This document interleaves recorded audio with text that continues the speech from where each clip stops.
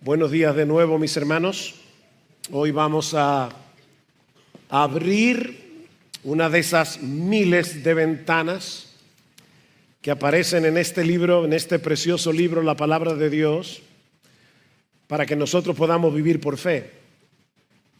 Les pido, por favor, que abran sus Biblias en Mateo capítulo 4, vayan abriendo sus Biblias allí, Mateo capítulo 4, el texto que se leyó hace un momento. Pero antes, permítame orar.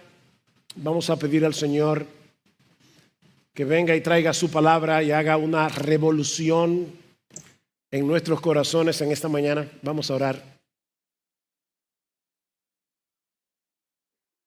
Soberano Rey, nosotros en esta mañana no solo queremos, sino que necesitamos mirar por encima del sol.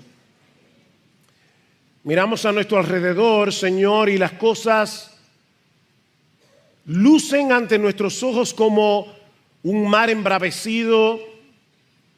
Parece, Señor, como si las olas fueran a hundirnos, a anegarnos. Oh, cuánto necesitamos en esta mañana mirar por encima del sol. Cuánto necesitamos abrir este libro y permitirnos que tu Espíritu Santo ilumine nuestro entendimiento para que nosotros podamos seguir aprendiendo cómo vivir por fe, no por vista. Padre, tu iglesia aquí te necesita. Las personas que han venido de visita hoy domingo te necesitan. Por favor, ven, Señor, y concédenos no solamente edificar a tu iglesia, sino también echar las redes espirituales y que muchos pecadores sean pescados por el poder del Evangelio y sean traídos a tu reino, porque te lo pedimos en el precioso, maravilloso, exaltado nombre de Jesús. Amén y amén. Si saliéramos hoy a la calle y le preguntáramos a 10 personas escogidas al azar, ¿qué significa seguir a Jesús? Es muy probable que recibamos 10 respuestas distintas. Y es muy probable que la mayoría de ellas estén equivocadas. Algunas personas piensan que ser cristiano, ser un seguidor de Jesús es asistir a la iglesia los domingos, que ser un cristiano es llevar una vida moralmente aceptable, lo que llamaríamos en el día de hoy ser una buena persona. Otros pensarán que seguir a Jesús es adherirse a una serie de tradiciones religiosas específicas, o incluso que debemos depender de Jesús para alcanzar una vida próspera, una vida exitosa, como si Jesús fuera una especie de amuleto divino. La tragedia detrás de esas respuestas erróneas es que muchos creen que están siguiendo a Jesús cuando en realidad no es así.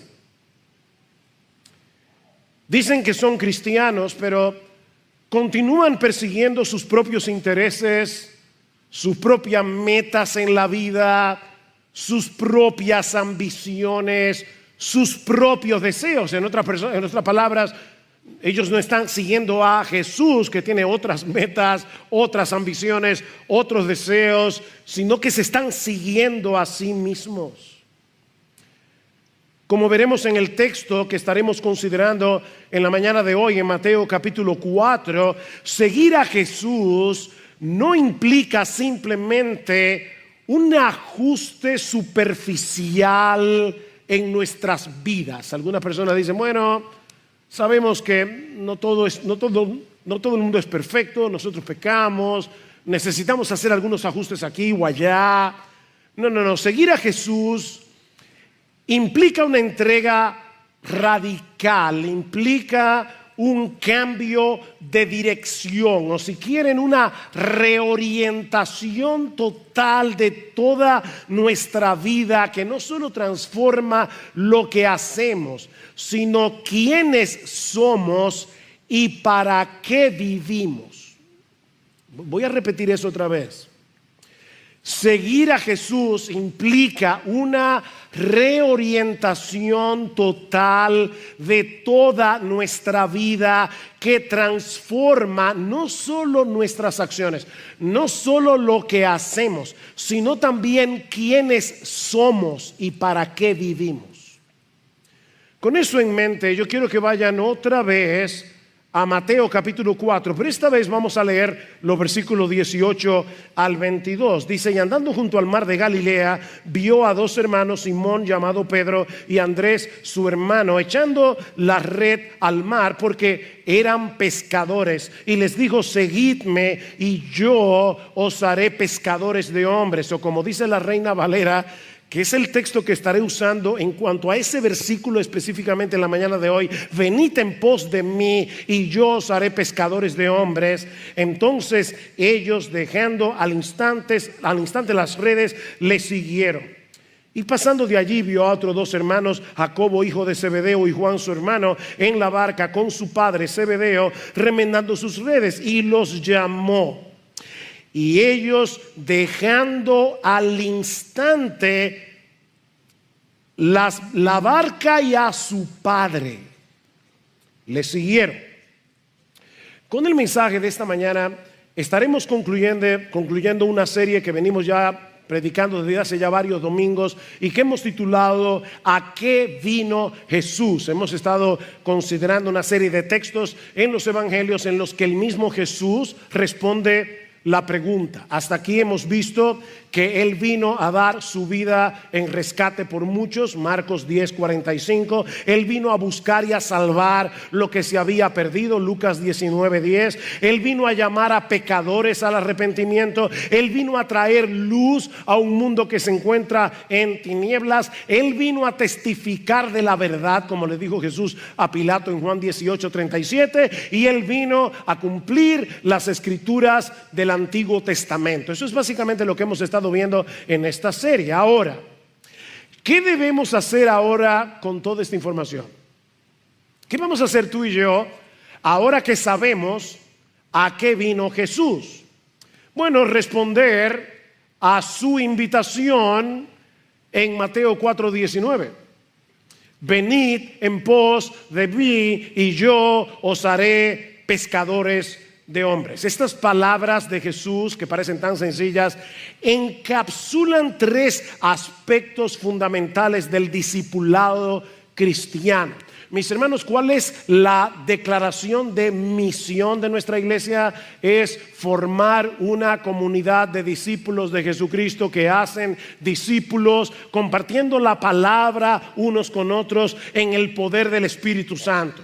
Esa misión, esa declaración de misión, no se la inventaron los pastores de Iglesia Bíblica del Señor Jesucristo. Es una declaración de misión que nosotros extrajimos de varios textos de las Escrituras, incluyendo Mateo 4:19.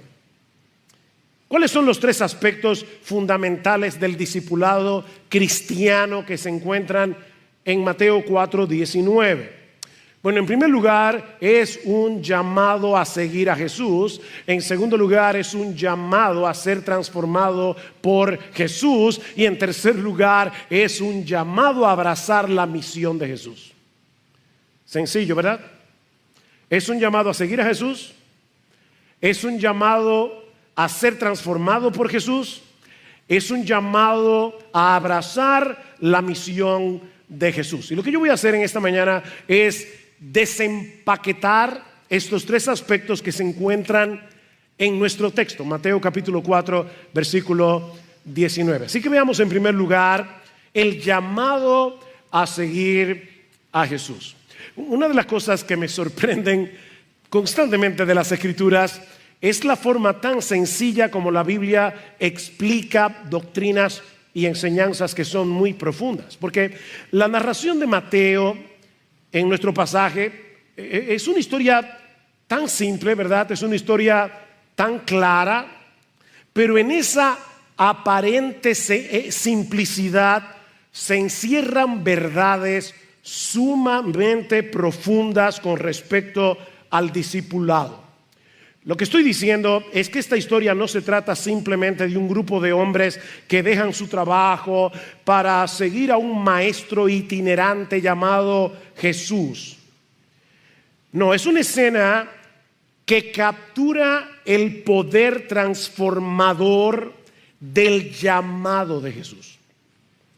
La historia comienza con Jesús caminando junto al mar de Galilea hasta que Él se topa con dos hermanos llamados Pedro y Andrés. Jesús los llama para que lo sigan y dice Mateo que dejando al instante las redes, le siguieron.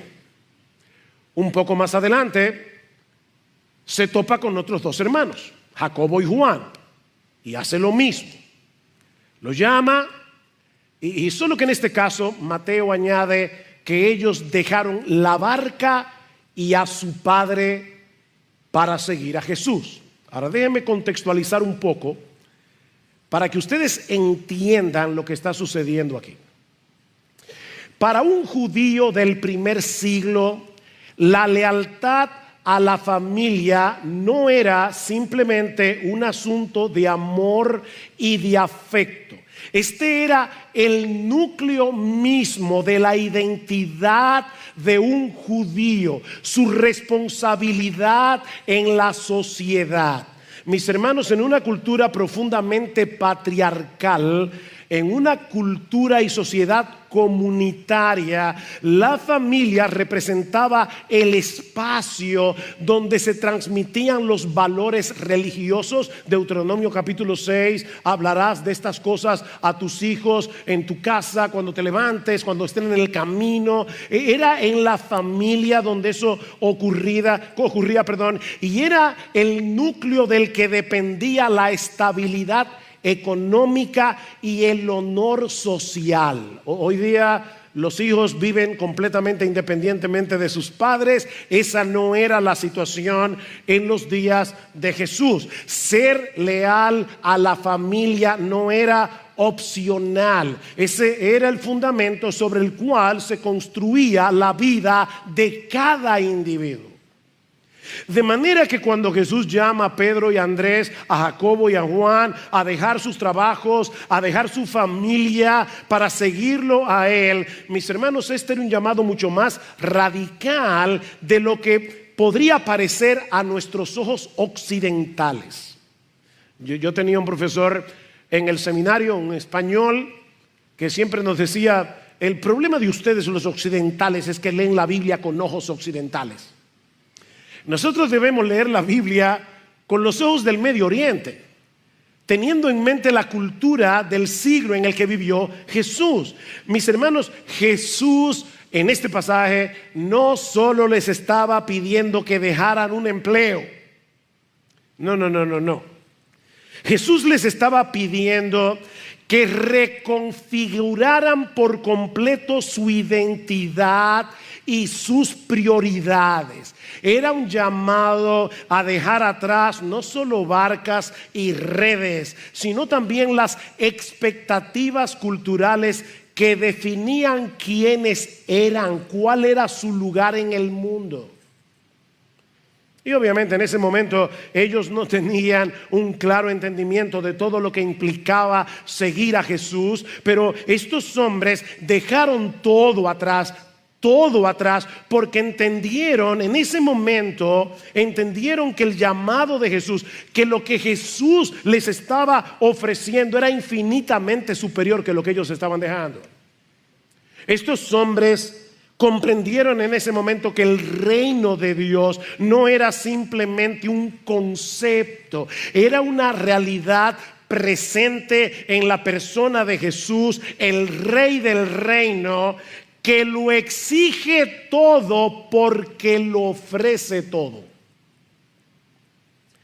Yo recuerdo hace muchos años atrás que un miembro de esta iglesia, dando su testimonio, decía: mira, cuando yo me convertí, yo recuerdo que entendí el llamado de la Biblia y yo le decía al Señor: bueno, Señor, mira, yo estoy dispuesto a darte el 50% de mi vida. Y Jesús me dijo: no, está bien, te voy a dar el 75% de mi vida. Y Jesús me dijo: no, Así que le dije, bien, Señor, mira, te voy a dar el 99% de mi vida. Y Jesús me dijo, no, es el 100%. Este no es un llamado que tú puedes seguir a medio tiempo. Este es un llamado a tiempo completo. Es el llamado del Rey de Reyes, del Señor de los Señores, del Hijo de Dios encarnado. Un Rey que lo exige todo porque lo dio todo. Ahora, debo aclarar que esto no significa que Jesús estuviera negando la importancia de la familia o que Jesús estuviera moviendo a estos dos pares de hermanos a violar el quinto mandamiento: honra a tu padre y a tu madre. Obviamente no, pero sí estaba estableciendo una lealtad a Jesús que supera todas las otras lealtades terrenales. Ese es el llamado. ¿Qué dice el Señor en Mateo capítulo 10, versículo 37? El que ama a padre o madre más que a mí no es digno de mí. El que ama a hijo o a hija más que a mí no es digno de mí. Y el que no toma su cruz y sigue en pos de mí no es digno de mí. Lo que Jesús exige es que tú lo ames a Él, lo tengas a Él como una prioridad que no solamente está por encima de tus padres, no solamente está por encima de tus hijos, está por encima de tu propia vida. El que no toma su cruz y sigue en pos de mí no es digno de mí. Es un rey que lo exige todo porque Él lo dio todo. Obedecer este llamado demandaba de estos hombres una fe extraordinaria, porque implicaba no solo transferir su lealtad completa a Jesús, someterse a su autoridad absoluta. Mis hermanos, estos hombres estaban renunciando a la estabilidad económica que les brindaba un negocio que, por cierto, estaba en su mejor momento. En el pasaje de Lucas que Miguel leyó hace un momento, que es probablemente el pasaje paralelo a Mateo 4, vemos esta misma historia, pero con otros detalles que le añaden un poco de color. ¿Ustedes recuerdan? Miguel acaba de leer Lucas. Pedro y sus compañeros habían estado trabajando toda la noche en el mar. No habían pescado ni una sardina. Así que estos hombres estaban exhaustos, lavando sus redes a la orilla del mar de Galilea, cuando se aparece Jesús. Y ahora esta es la información que Lucas nos da, que Mateo no nos da. Y primero le pide a Pedro: Pedro, permíteme usar tu barca como púlpito. Jesús se sube en la barca de Pedro, la aleja un poco porque había demasiada gente en la orilla, y Jesús comienza a enseñar la palabra de Dios. Termina la enseñanza y ahora Jesús le pide a Pedro que lleven la barca mar adentro para volver a pescar. Y yo me puedo imaginar a Pedro diciendo: zapatero a tu zapato. Mira, tú puedes ser muy sabio, pero tú eres un carpintero. Yo soy un pescador profesional. Nosotros nos hemos pasado la noche entera pescando, que era la hora más óptima para pescar. No hemos sacado nada y ahora tú me estás pidiendo que vuelva de nuevo al mar. Nosotros que estamos exhaustos. Mis hermanos, esta gente se había pasado la noche entera pescando y no habían sacado nada. Y ahora Jesús le dice: Pedro, confía en mí, boga mar adentro y vuelvan a echar las redes. Y Pedro le dice: está bien, Señor, en tu palabra, como dice la Reina Valera, en tu palabra echaré la red. Y dice Lucas que la pesca fue tan grande que las redes comenzaron a romperse. Tuvieron que llamar 2 barcas adicionales que por poco se hunden por el peso de la pesca. Y mis hermanos, es precisamente en ese momento cuando el negocio estaba boyante, cuando no podía estar mejor, que Jesús les dice a estos hombres: déjenlo todo y síganme a mí. Mira, por favor, usa un poco tu imaginación. ¿Qué hubieras hecho tú? Tú miras las barcas, cientos de peces en las redes, y a un maestro que apenas está comenzando su ministerio, que te dice: ven y sígueme a mí, déjalo todo y sígueme. ¿Qué hubieras hecho tú? Estos hombres estaban dejando atrás una pequeña empresa pesquera. ¿Se dieron cuenta que dicen que eran socios? Pedro y Andrés, Jacobo y Juan. Era una empresa pequeña. Esta gente no era pobre, tampoco eran millonarios, pero tenían estabilidad económica. Ellos están dejando atrás esta pequeña empresa pesquera. Ellos están dejando atrás las redes llenas de peces, porque ellos entendieron y creyeron que lo que Jesús les estaba ofreciendo era 1000 veces mejor. Y yo te pregunto otra vez, ¿tú crees eso? Porque eso es lo que implica seguir a Jesús. Dice el Señor: aquel que no renuncia a todo lo que posee no puede ser mi discípulo. ¿Significa eso que tú tienes que dejar tu negocio igual que hicieron los discípulos originales? No. Lo que eso significa es que a partir de ese momento ni tu negocio, ni nada, ni tu cuenta bancaria está por encima de Jesús. Tu confianza no está en tu dinero depositado en un banco con un superinterés. Tu confianza está depositada únicamente en Jesús. A partir de ese momento ellos estaban matriculando en una especie de academia ambulante. Dice en Marcos capítulo 3 versículo 14 que Jesús llamó a 12 para que estuvieran con él y para enviarlos a predicar. ¿Se dan cuenta? Primero para que estuvieran con él, luego para enviarlos a predicar. Estos hombres, a partir desde este momento y durante 3 años y un poco más, ellos iban a caminar con Jesús, ellos iban a escuchar las enseñanzas de Jesús, ellos iban a ver a Jesús actuar, ellos iban a ver a Jesús interactuando con las personas que se encontraban en el camino. Y todo eso era parte del currículum.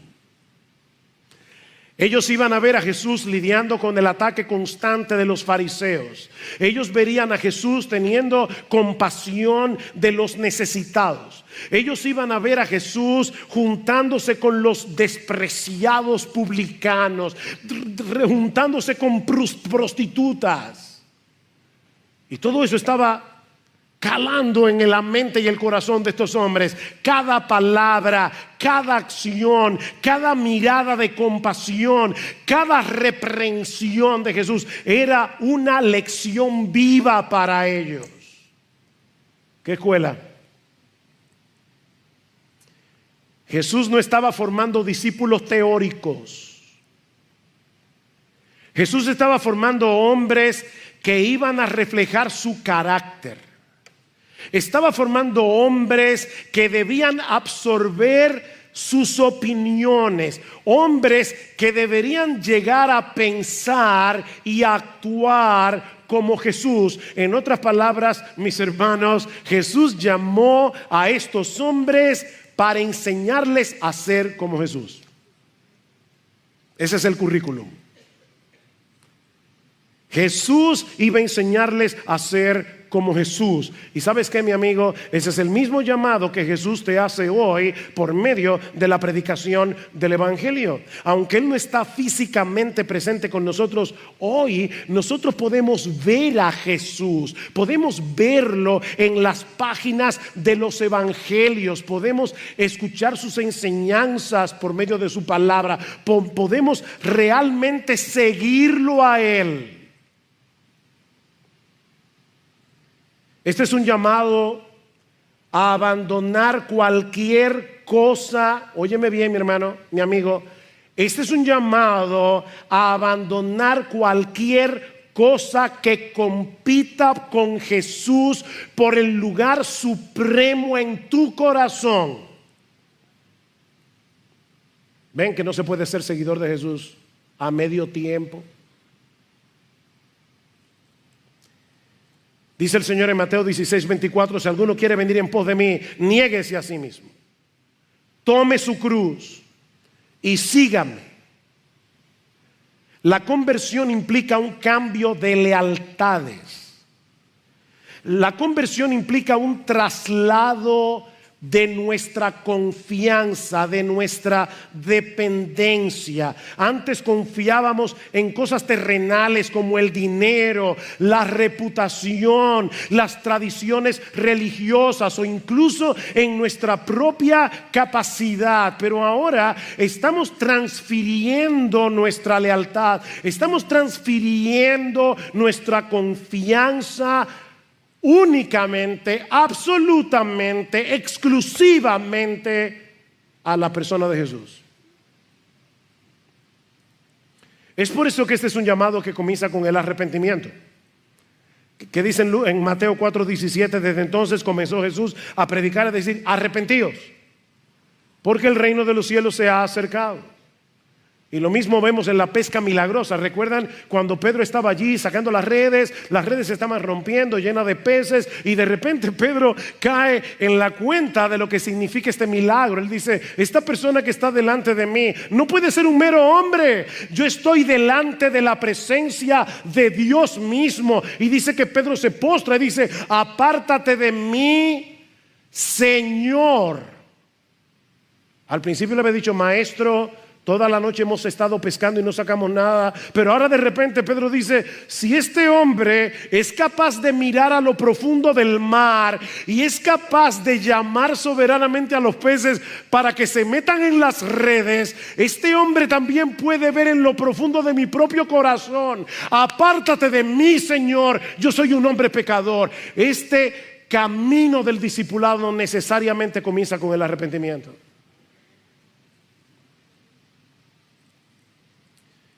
El discipulado comienza reconociendo que vamos por el camino equivocado.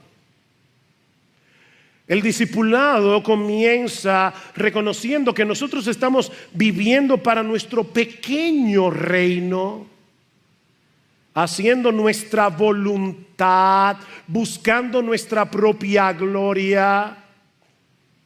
Y tú decides dar media vuelta y poner toda tu confianza en Jesús para el perdón de tus pecados, pero no solamente para eso, sino también para que Él se encargue por completo del curso de tu vida. ¿Sabes lo que significa convertirse a Cristo? Que tú le das a Jesús un papel en blanco, firmado por ti, diciéndole: Jesús, yo no sé lo que tú vas a escribir en ese papel, pero de antemano me comprometo a obedecerlo.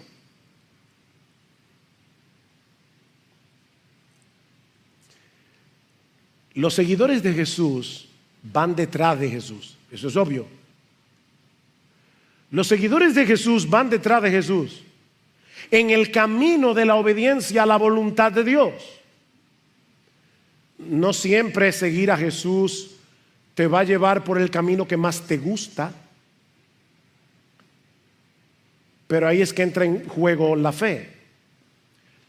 Señor, yo no entiendo por qué me estás llevando por este camino tan empinado. Yo no entiendo por qué me estás llevando por este camino tan doloroso. Yo no entiendo por qué me estás llevando por este camino tan peligroso. Pero ¿sabes qué, Señor? Yo te estoy siguiendo a ti. Por donde tú vayas iré, lo que tú me pidas haré. No porque confío en mis propias fuerzas, porque no confío en eso.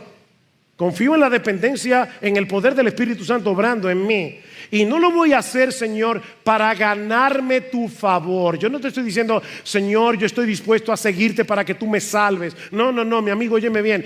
Tú no tienes que hacer eso para ganarte el favor de Jesús. Tú no tienes que obedecer la voluntad de Dios para ganarte el favor de nadie. Tú tienes que hacer eso, si eres cristiano, porque ya fuiste favorecido por Dios de pura gracia, gratuitamente. Pero ese es el llamado: ir detrás de Jesús. Es un llamado a la muerte del yo, para comenzar a vivir una nueva vida que es la vida de Cristo en mí. Con Cristo estoy juntamente crucificado, ya no vivo yo, mas vive Cristo en mí. Y lo que ahora vivo en la carne, es decir, en este cuerpo terrenal, lo vivo en la fe del Hijo de Dios, el cual me amó y se entregó a sí mismo por mí. Lucas 9:23 dice el Señor, y decía a todos, ven, no simplemente a una élite de super cristianos en la iglesia. No hay dos clases de discípulos, hay una sola clase de discípulos. Son aquellos que se han arrepentido de sus pecados y que confían únicamente en Jesús, siguen únicamente a Jesús. Y decía a todos, si alguno quiere venir en pos de mí, si alguno quiere venir, cualquiera, el que quiera venir en pos de mí, niéguese a sí mismo, tome su cruz cada día y sígame. ¿Y por qué ese énfasis en cada día? Bueno, porque el pecado todavía mora en nosotros y cada día nosotros vamos a ser tentados a bajarnos de la cruz. Es cada día. Los discípulos de Jesús tienen una lucha a muerte todos los días.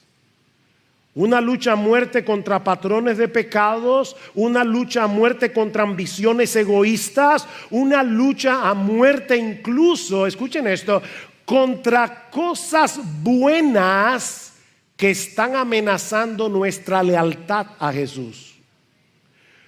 Porque si tú le estás dando a una cosa buena como tu esposa, tu familia, etcétera, si tú le estás dando tu lealtad a una cosa buena, pero por encima de tu lealtad a Jesús, eso se llama idolatría. Has convertido esa cosa buena en un ídolo. Y ahora yo te pregunto, honestamente, ¿tú estás siguiendo a Jesús? ¿Tú estás siguiendo a Jesús? ¿O todavía tú sigues creyendo que eres tu propio amo? ¿Que eres tu propio dueño? ¿Que eres tu propio Señor? Porque si es así, mi amigo, arrepiéntete y ven a Jesús. Arrepiéntete y ven a Jesús. Mi amigo, escucha con toda seriedad este llamado y obedécelo. Y obedécelo cuanto antes, porque es un llamado urgente. En una ocasión, Lucas capítulo 9, el Señor va caminando por las calles y se acerca una persona y le dice: Señor, te seguiré a donde quiera que vayas, pero deja que vaya primero y entierre a mi padre. Y probablemente la idea era esta. Para un judío, otra vez, la lealtad a la familia era muy fuerte. O sea, no era simplemente que el padre se había muerto y él quería ir al mortuorio. Probablemente lo que le está diciendo es: Señor, mi padre no se ha muerto y yo no quiero darle ese dolor. Yo quiero estar ahí con él hasta que se muera. Cuando yo te lo entierro y te sigo. Y Jesús le dice: no. Deja que los muertos entierren a sus muertos y tú ven y sígueme. Esto es un asunto urgente. Mi amigo, esto es un asunto de vida o muerte. El día de la salvación es aquí y ahora para ti. Dios te trajo a escuchar su palabra para que escuches el llamado de Jesús. Ven y sígueme ahora.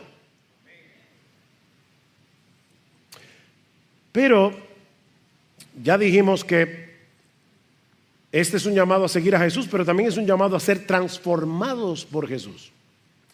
Es un llamado a ser transformados por Jesús. Vengan en pos de mí, síganme a mí. ¿Y qué dice Cristo? Yo los haré. Yo los convertiré en pescadores de hombres.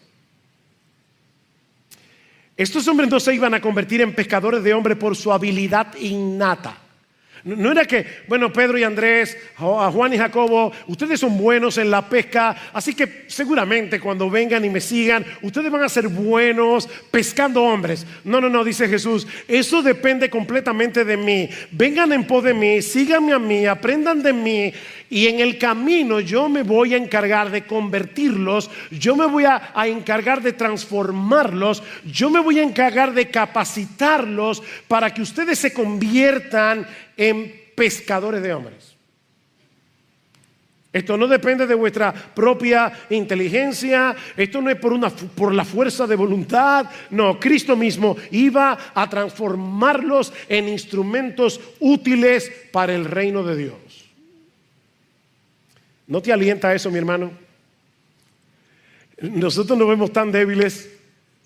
Bueno, mira a Pedro en la Biblia. Tú quieres un hombre más impulsivo, que haya metido más la pata que Pedro. Y precisamente fue a ese hombre que Cristo lo convirtió en uno de los instrumentos más poderosos para predicar el evangelio a los judíos y a los gentiles. Es Jesús. La clave no está en ti, la clave no está en tus capacidades innatas, la clave está en Jesús. El discipulado es una obra de la gracia de Dios. ¿Qué dice Pablo en Filipenses 1:6? Dice: el que comenzó en vosotros la buena obra, Él la perfeccionará hasta el día de Jesucristo. Ven, Él comenzó la obra, no fuiste tú, y por lo tanto Él la completará, no tú. Jesús es el que llama soberanamente, Jesús es el que nos capacita, Jesús es el que dirige nuestras vidas hacia el propósito que Él tiene para cada uno de nosotros. Es una obra de transformación progresiva por medio del Espíritu Santo, aplicando en nosotros con poder su palabra para hacernos cada vez más como Jesús y para convertirnos en instrumentos de Jesús. Cuando Cristo llamó a Pedro, a Juan, a Andrés, a Jacobo y a Juan, mis hermanos, nadie iba a prever lo que Él iba a hacer con ellos. Hay una historia muy simpática, una leyenda de que Jesús llega al cielo, ya después que terminó su obra, ya resucitó, ascendió, está sentado a la diestra del Padre, y los ángeles le dicen: bueno, Señor, ¿y ahora qué? Dice: bueno, que yo voy a transformar el mundo entero con el evangelio. El evangelio va a llegar hasta lo último de la tierra. ¿Y cuál es tu plan? ¿No? Con esos 12 hombres que están ahí.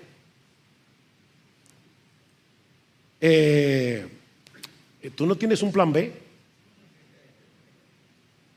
O sea, espérate, déjame ir sintiendo.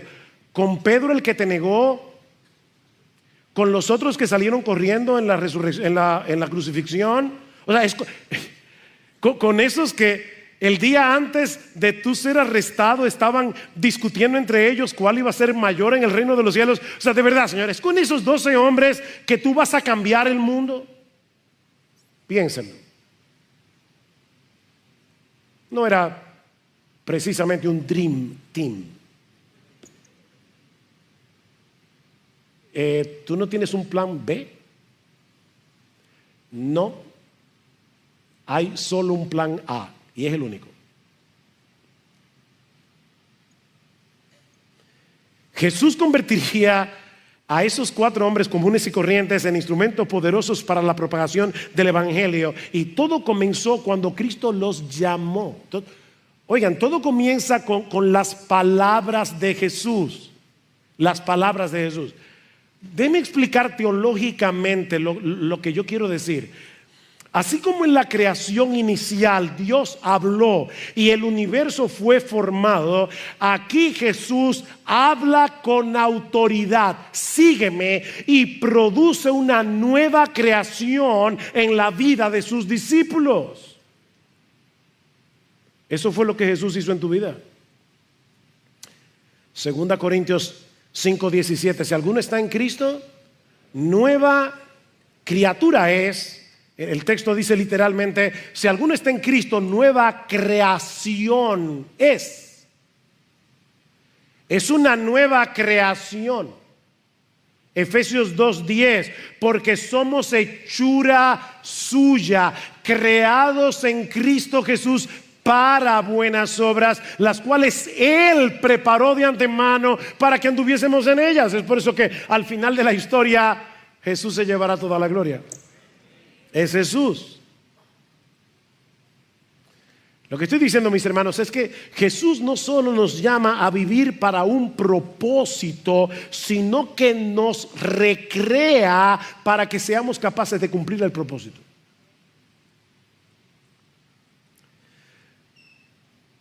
Mi amigo, Jesús te está llamando tal como estás, pero no para dejarte como estás. Jesús te está llamando como estás, pero no para dejarte como estás. Él te está llamando para transformarte. Él te está llamando para darte una nueva forma de pensar. Él te está llamando para darte una nueva capacidad para obedecer la voluntad de Dios. Él te está llamando para darte nuevos deseos, nuevas ambiciones, nuevas metas, nuevos propósitos en tu vida. Para eso te está llamando Jesús.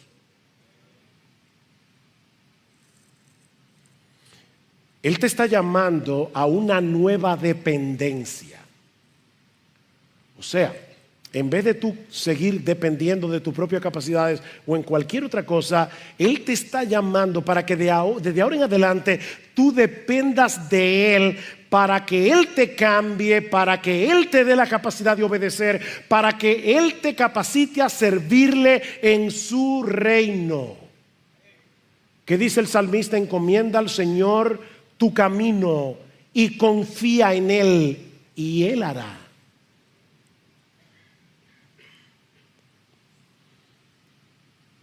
En estos días recordaba, porque en el último programa de Entendiendo los Tiempos, Eduardo me preguntó: ¿y cómo fue que tú decidiste servir al Señor? Y yo le decía, bueno, yo recuerdo que íbamos a un estudio bíblico, yo tenía 18 años en ese tiempo, y una persona me preguntó: Sugelto, ¿alguna vez has pensado servirle al Señor a tiempo completo como pastor? Y mi respuesta muy sincera en ese momento fue: yo siempre he deseado servir al Señor de esa manera, pero yo estoy absolutamente convencido de que yo no tengo ni el carácter, ni los dones, ni los talentos, ni la capacidad que se requiere para ser pastor. ¿Y saben qué? Yo tenía toda la razón.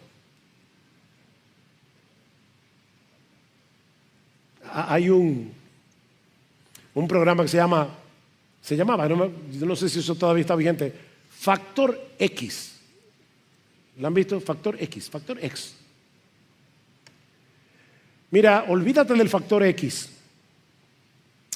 Incorpora en tu vida el factor Jesús. Porque es Jesús el que va a hacer el cambio. Es Jesús el que te va a dar la capacidad. Es Jesús el que te va a hacer un instrumento útil en sus manos. Pablo le dice a Timoteo: Timoteo, tú hijo mío, fortalécete en la gracia que hay en Cristo Jesús. Y esta palabra fortalécete es interesantísima, porque conlleva la idea de ser capacitado, o una palabra que está muy de moda hoy, empoderado. Solo que en este caso no es en nuestras propias fuerzas, sino en una fuente de poder externa. Sé empoderado por medio de una fuente de poder externo, que es, en este caso, la gracia que se encuentra en Cristo Jesús. Hijo mío, fortalécete, empodérate en la gracia que es en Cristo Jesús. ¿Qué significa eso? Reconocer nuestra debilidad, nuestra impotencia, y depender completamente del poder que Cristo provee. Mis hermanos, esto en la práctica es una práctica diaria de humillación, humillarnos. Señor, yo no puedo. Es una práctica diaria de humillación, de orar, de buscar su presencia, de actuar en fe, confiando en que su gracia es suficiente para hacer lo que Él quiere que yo haga.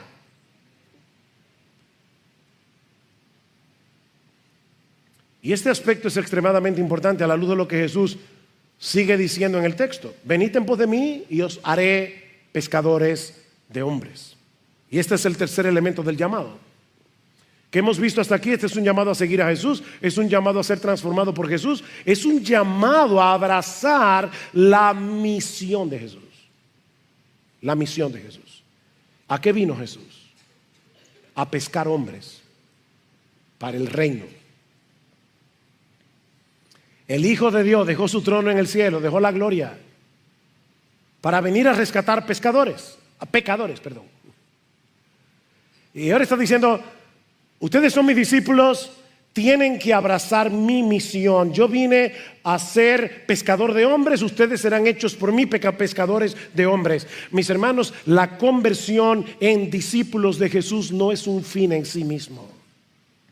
Es el inicio de una nueva misión de vida. Llegar a ser pescadores de hombres. Y aquí tenemos que volver al pasaje de Lucas 5, otra vez. Porque allí se ilustra lo que implica este aspecto del llamado de Jesús. Recuerden la historia otra vez. Pedro y los demás se han pasado la noche pescando, no han sacado nada. Pero Señor, en tu palabra echaré la red. Y sacan una cantidad de peces tan grande que dice Lucas que era una multitud de peces. Esa es la idea de la palabra original.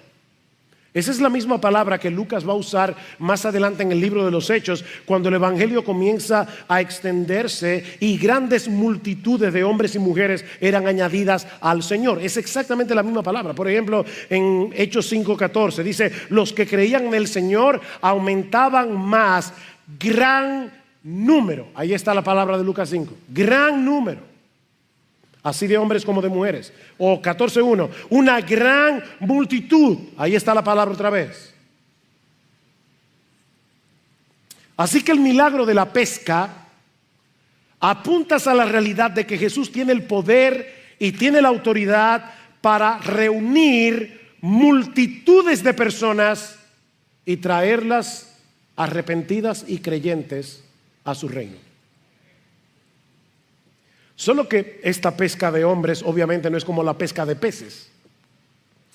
Los peces se atrapan para ser comidos, pero los hombres son capturados por el evangelio para ser salvados. Jesús no nos envía a pescar a la gente para explotarlas. Es para traerlos hacia Él, para que encuentren descanso en Él. Venid a mí todos los que estáis trabajados y cargados, yo los haré descansar. Es para que encuentren gozo en Jesús, Juan 15:11. Es para que encuentren perdón y vida eterna, Juan 3:36. Así que hermanos, este milagro en el mar de Galilea fue una especie de parábola viviente.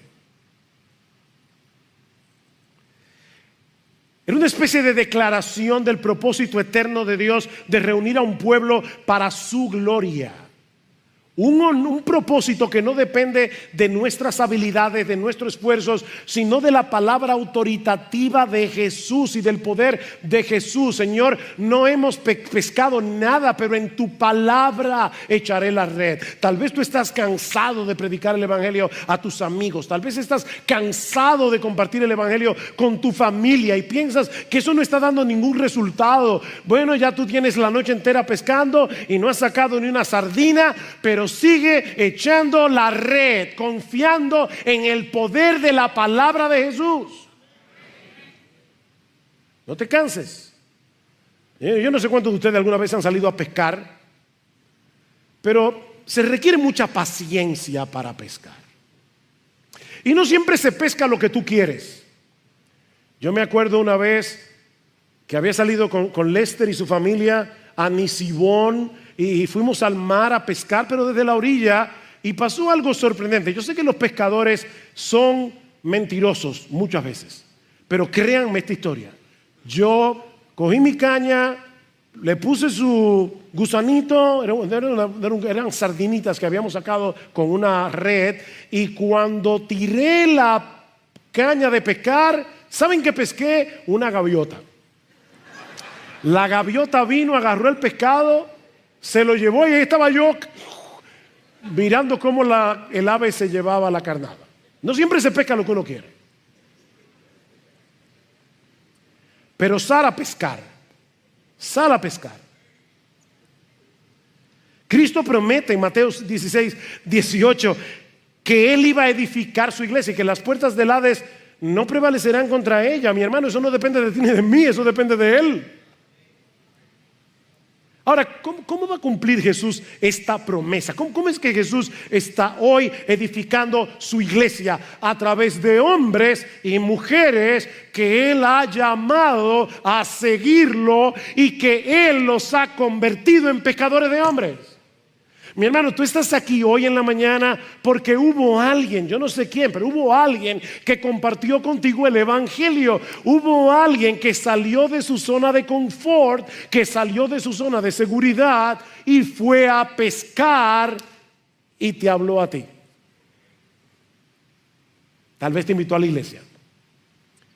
Tal vez tenía un estudio bíblico en su casa. Queremos que proliferen otra vez los estudios bíblicos evangelísticos en las casas. Tú estás aquí porque alguien te predicó. Bueno, da de gracia lo que tú recibiste de gracia. Si eres un discípulo de Jesús, un seguidor de Jesús, esa es tu nueva misión en el mundo. Estás aquí en gran medida para ser un pescador de hombres. Id y haced discípulos a todas las naciones, bautizándolos en el nombre del Padre y del Hijo y del Espíritu Santo, enseñándoles que guarden todas las cosas que os he mandado. Y he aquí, yo estoy con vosotros todos los días. Salgan a hacerlo, no se preocupen, yo estoy con vosotros todos los días hasta el fin del mundo. Jesús te llama a seguirlo y luego te envía a que hagas lo mismo que Él vino a hacer. Predicar el evangelio a otros, llamarlos para que sigan a Jesús. Mi hermano, eso no depende de tu capacidad para convencer a la gente. Eso depende del poder de Jesús que está en nosotros todos los días. Ese Jesús que obra por su Espíritu en los corazones de los hombres. A través de su palabra. ¿Qué estaba haciendo Jesús en Mateo 4? Predicando el evangelio, dice versículo 17. ¿Qué estaba haciendo Jesús en Lucas 5? Predicando el evangelio. Y le estaba diciendo a los discípulos, ¿saben qué? Cuando ustedes hagan lo mismo, ustedes van a tener probablemente un resultado similar. Nuestra responsabilidad no es convertir a la gente, es compartir el evangelio, dejando los resultados en las manos del Señor. Y mi hermano, no te sientas desanimado cuando tú no veas los resultados que deseas, porque no siempre nos toca a nosotros ver el final de la obra que Dios está haciendo. ¿Recuerdan las palabras de Pablo en 1 Corintios 3? Yo planté, Apolos regó, pero el crecimiento lo ha dado Dios. Así que, dice Pablo, ni el que planta es algo, ni el que riega es algo, sino Dios que da el crecimiento. Así que a uno les toca plantar, a otro le toca regar y a otro le toca cosechar. Pero es una labor en cierto modo comunitaria. Jesús dijo a sus discípulos en Hechos 1:8 que una de las razones por la que Él les enviaría el Espíritu Santo era para que recibieran el poder necesario para dar testimonio de Él hasta lo último de la tierra. Óyeme, Dios envió a tu vida el Espíritu Santo para que tú pudieras dar testimonio de Él hasta lo último de la tierra. Predica el evangelio, mi hermano, predica el evangelio. Como decía hace un momento, Jesús no tiene un plan B para alcanzar al mundo incrédulo con su palabra. Nosotros somos su plan, el único plan. Pablo dice en 2 Corintios 5:20 que nosotros somos embajadores en nombre de Cristo, como si Dios rogase por medio de nosotros. Escucha eso. Como si Dios rogase por medio de nosotros. Os rogamos en nombre de Cristo, reconciliaos con Dios. Comparte el evangelio a tus familiares, comparte el evangelio a tus amigos, comparte el evangelio a tus compañeros de estudio en el colegio, en la universidad. Pídele al Señor que te ayude a ver el mundo con los ojos de Jesús, como dice un antiguo himno. Hazme ver, Señor, al mundo como tú. Permíteme verlo con tus ojos. Permíteme ver la necesidad que tienen de ti. Y en oración dile a otros lo que hizo Jesús en la cruz para salvar a pecadores. Riega la semilla de la palabra en oración y Dios se encargará de usarla conforme a su perfecta y santa voluntad. Y si tú estás aquí sin Cristo, mi amigo, por favor no te vayas de este lugar sin obedecer el llamado de Jesús, porque su invitación continúa vigente hoy. Qué precioso: venid a mí todos los que estáis trabajados y cargados, y yo os haré descansar. Y Jesús le dijo eso a una sociedad de personas que creían que tenían que hacer esto y tenían que hacer esto y tenían que hacer esto para poder salvarse. Y Cristo le dice: venid a mí. Ustedes están cansados de tratar de ganarse la salvación por sus buenas obras. Vengan a mí, todos los que estáis trabajados y cargados, yo los haré descansar. Yo soy el pan de vida. El que a mí viene nunca tendrá hambre, y el que en mí cree no tendrá sed jamás. Si alguno tiene sed, venga a mí, beba. El que cree en mí, como dice la Escritura, de su interior correrán ríos de agua viva. Ven y síguelo, mi amigo. Deposita en Él toda tu confianza como el Dios encarnado que murió por pecadores en la cruz. Y yo te aseguro, por la autoridad de este libro, que tu fe no será defraudada. En Él encontrarás perdón, en Él encontrarás vida eterna, y tu alma hambrienta y sedienta será saciada en Jesús desde ahora y para siempre. Vamos a orar.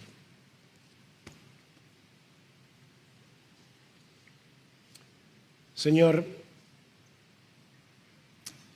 ¿cuántas veces hemos echado la red del Evangelio? ¿Y cuántas veces, Señor, hemos sentido cierta frustración porque no vemos el fruto, no vemos el impacto que nosotros quisiéramos ver? Sin embargo, Señor, en tu palabra echaremos la red. Seguiremos echando la red. Seguiremos compartiendo con otros el mensaje glorioso de salvación, porque nosotros creemos que ese mensaje sigue siendo poder de Dios para salvar a pecadores. Señor, revoluciona a Iglesia Bíblica del Señor Jesucristo.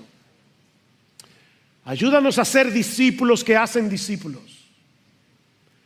Ayúdanos, oh Señor, a seguirte a ti, a dejarnos transformar por ti a través de tu palabra. Oh Señor, convierte a cada miembro de esta iglesia en un pescador de hombres. A algunos les tocará sembrar, a otros regar, a otros cosechar. Pero Señor, por favor, concédenos ver al mundo con tus ojos. Y Padre, por favor, mira a aquellos que están hoy sin Cristo. Tal vez algunos creyendo que están siguiendo a Jesús cuando en realidad no es así. Despiértalos, Señor, y tráelos hoy. Tráelos hoy a Cristo en arrepentimiento y fe. Oh Señor, obra por el poder de tu Espíritu a través de tu palabra que ha sido predicada, porque te lo pedimos en el nombre de Jesús. Amén. Ageo capítulo 1, versículos 1 y 2.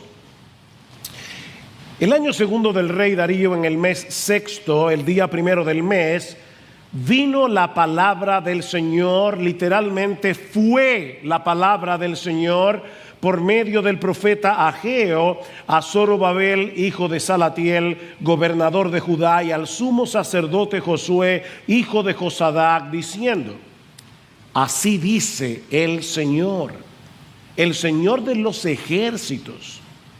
Este pueblo, dice, no ha llegado el tiempo de que la casa del Señor sea reedificada. Tal como se ha estado anunciando, en la mañana de hoy vamos a comenzar a estudiar este libro, el libro de Ageo, uno de los últimos libros del Antiguo Testamento. Ageo pertenece al grupo de los profetas menores, llamados así no por ser menores en importancia o por ser menos inspirados que los otros libros de la Biblia, sino porque son menores en tamaño en comparación con los profetas mayores, es decir, Isaías, Jeremías, Ezequiel y Daniel.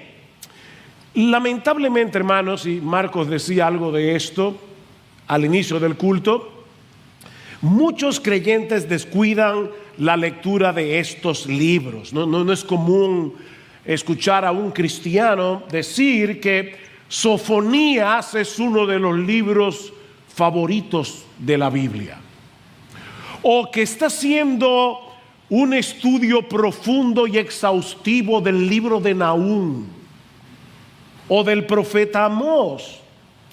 De hecho, mis hermanos, no es común que en las iglesias se predique una serie expositiva en uno de los libros de los profetas menores, a no ser, obviamente, el libro de Jonás o de Habacuc, tal vez de Malaquías, pero mis hermanos, no es común. Sin embargo, la realidad es que toda la Escritura es inspirada por Dios, dice Pablo en 2 Timoteo capítulo 3, versículo 16, y por lo tanto toda la Escritura es útil para enseñar, para corregir, para redarguir, para instruir en justicia, a fin de que el hombre de Dios sea perfecto, sea maduro, sea completo y esté enteramente preparado para toda buena obra. Y Pablo dice en Romanos capítulo 15, versículo 4, que las cosas que antes se escribieron para nuestra enseñanza se escribieron, a fin de que por la consolación de las Escrituras tengamos esperanza. Mis hermanos, la Biblia no es un mero recuento de las palabras que Dios habló para un pasado distante. No, la palabra de Dios es viva, la palabra de Dios es eficaz y es más cortante que toda espada de doble filo. Mis hermanos, este libro está vivo. Y su vida, la vida de este libro, palpita en cada una de sus páginas, desde Génesis hasta Apocalipsis, porque toda la Escritura es inspirada por Dios.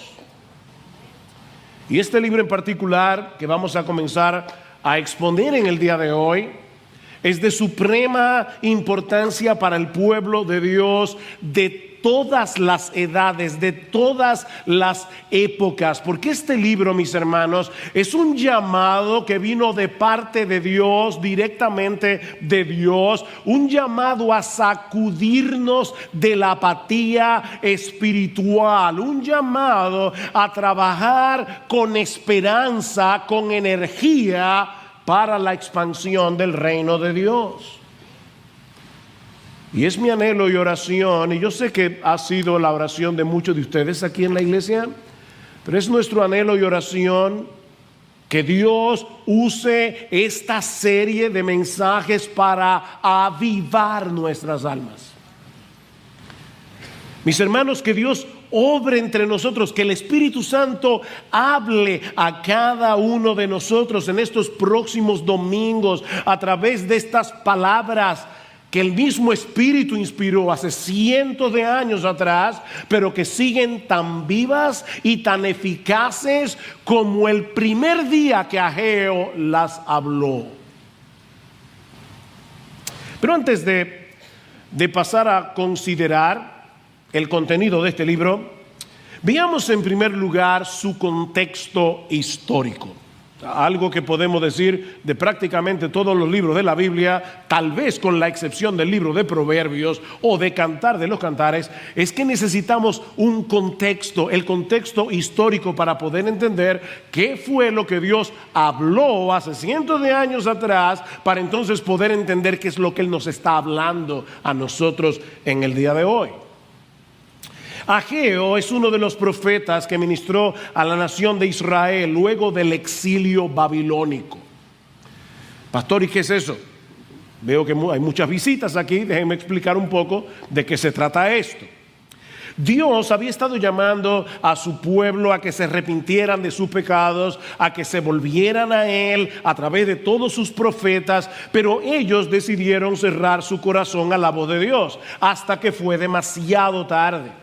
En el año 586 antes de Cristo, Nabucodonosor, rey de Babilonia, destruyó la ciudad de Jerusalén, arrasó con el templo y una gran cantidad de judíos fueron deportados, fueron al exilio en Babilonia, que era la potencia militar de aquellos días. Pero durante todos los años que duró ese cautiverio, 70 años, Dios mantuvo viva la esperanza del pueblo, anunciando a través de los profetas que regresarían del exilio y que volverían a construir la ciudad y el templo.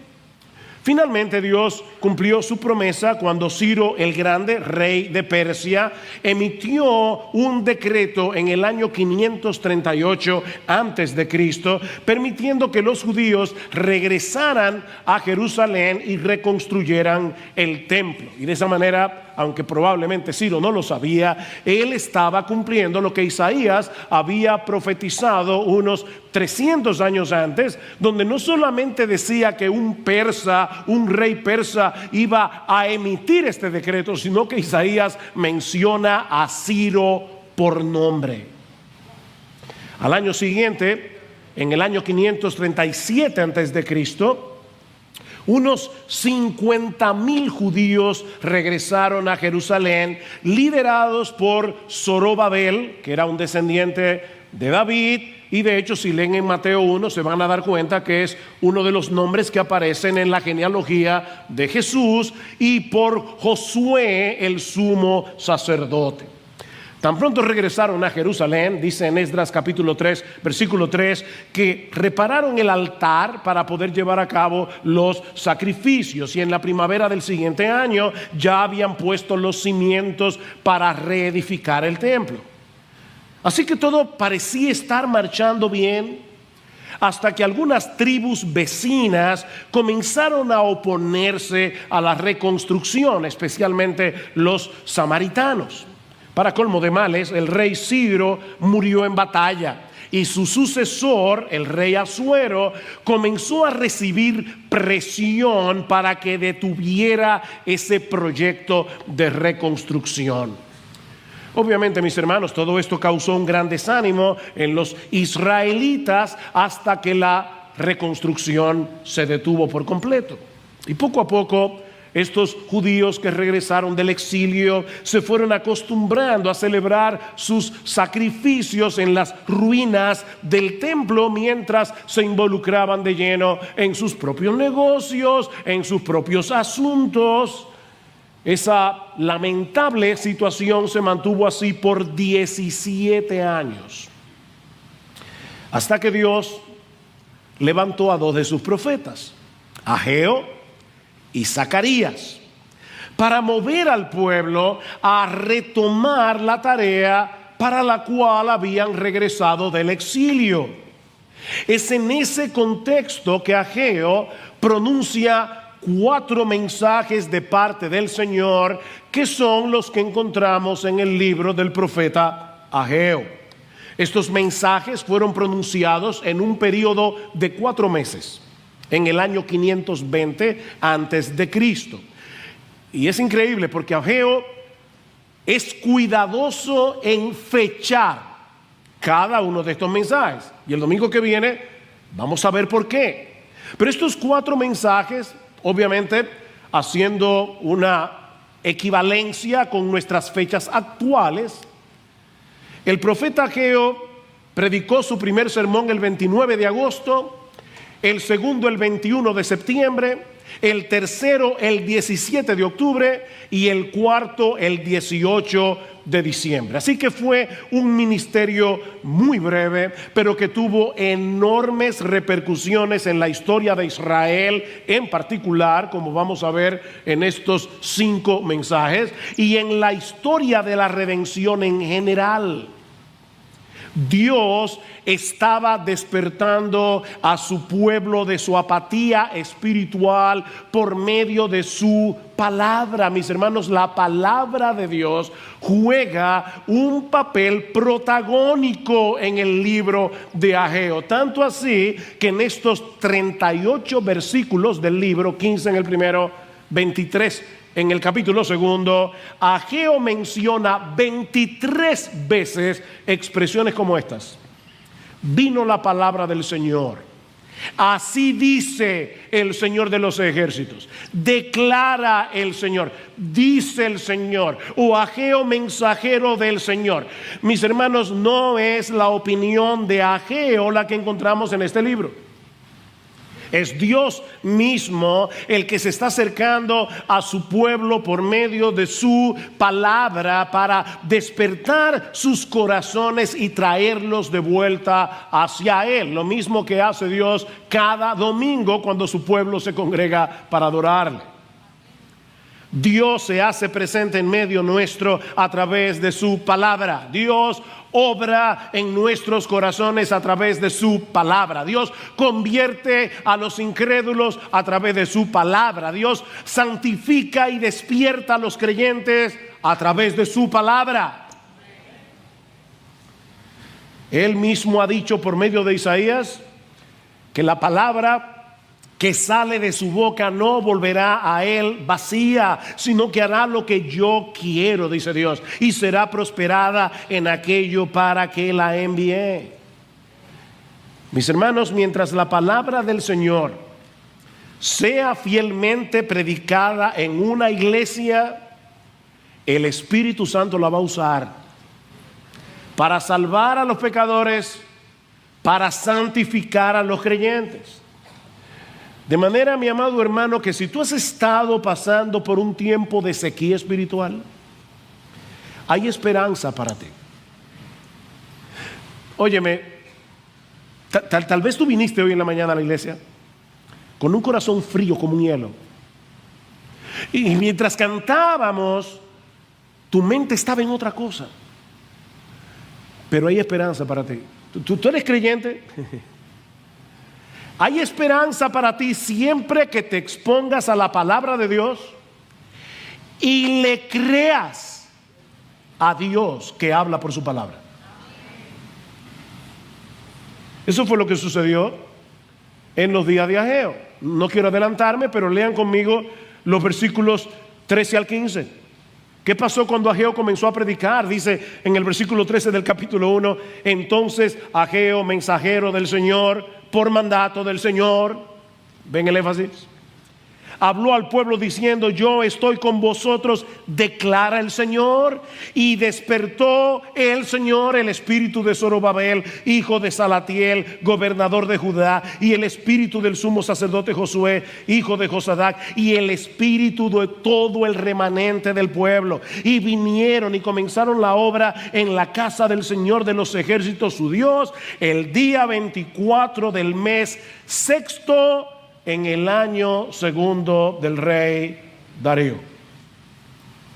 ¿Cuándo fue que Ageo comenzó a predicar? El día primero del mes sexto.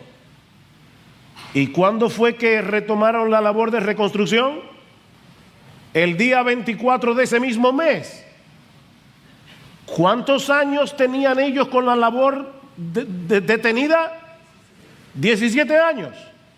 Y en 23 días, la palabra de Dios transformó esa nación.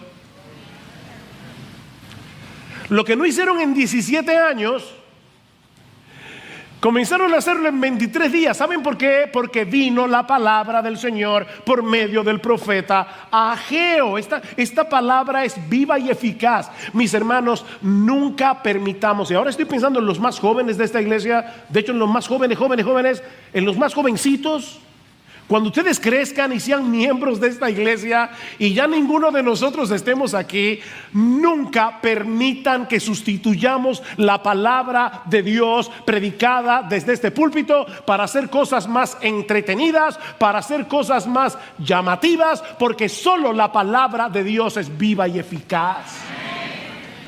Nunca permitamos que la palabra de Dios deje de ser central en esta iglesia, porque solo el Espíritu Santo puede traer un verdadero avivamiento en medio del pueblo de Dios, y Él lleva a cabo esa obra por medio de la palabra que Él mismo inspiró, su palabra. ¿Y cuál es el contenido de estos mensajes que Ageo predicó a la nación de Israel por mandato de Dios? Bueno, eso nos lleva a nuestro segundo encabezado. Ya vimos el contexto histórico del libro. Veamos ahora en segundo lugar su tema principal. Y ahora yo quiero que leamos de nuevo, no solamente el versículo 2, sino que vayamos hasta el 4 para poder tomar el contexto, aunque los versículos 3 y 4 lo veremos el domingo que viene. Así dice el Señor de los ejércitos. Este pueblo dice: no ha llegado el tiempo adecuado, el tiempo oportuno, el tiempo de que la casa del Señor sea reedificada. Entonces vino la palabra del Señor por medio del profeta Ageo diciendo: ¿es acaso tiempo para que vosotros habitéis en vuestras casas artesonadas, mientras esta casa está desolada? El contraste.